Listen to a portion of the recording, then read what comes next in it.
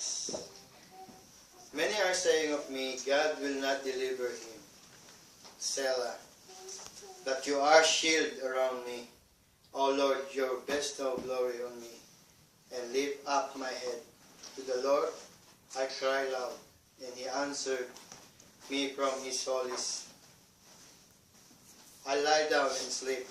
I wake up again, because the Lord sustained me. I will not fear the 10,000 drawn up against me on every side. Amen? Amen. Some beautiful words.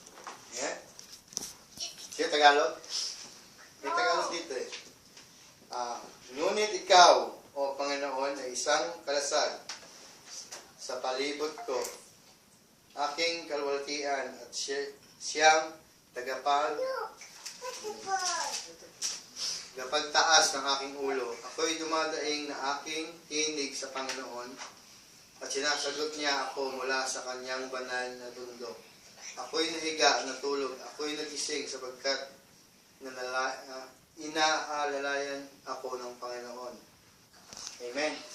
Amen. Ang testimony ko dito is, last week, ang prayer request ko is about exam for licensing for alcohol. And then the story is, this is good. That office sent me a book, to read it, to review it. Pero hindi ko siya ginagalaw.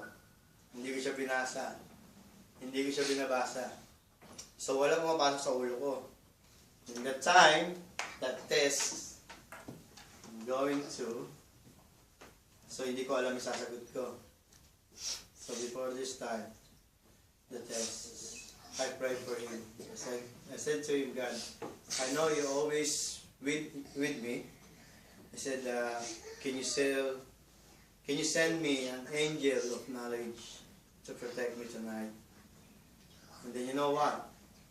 During my test, I don't know, I read it, all of it, can't understand it. I don't know what to do. But my arm is still moving, picking the answer of one by one, but I don't move it, because I don't know.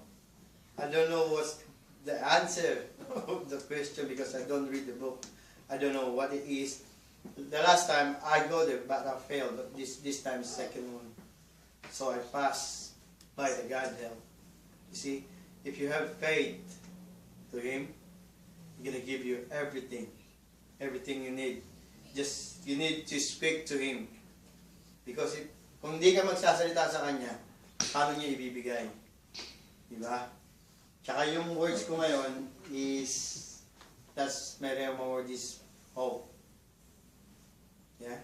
Because God is always with us. Meron tayong pag-asa dahil sa Panginoon tayo. Yung okay ba yun? medyo konti, pero gusto ko lang malaman ng mga bata na minsan, di ba, nag-separate kayo, di ba? Kayo darating din kayo sa time na ganito, mag-aano rin kayo sa gitna, dahil kayo, pag tinawag kayo ni Lord, ito yung tinatawag na mission from God. Yeah? Gusto namin na kayo, gusto namin kayo lumaki ng mabuti, ng maanong tao. Yung bang normal, parang si Jesus, di ba? Jesus is like normal person. It's a good person. Yeah? Yeah, alam niyo naman si tito niyo dati,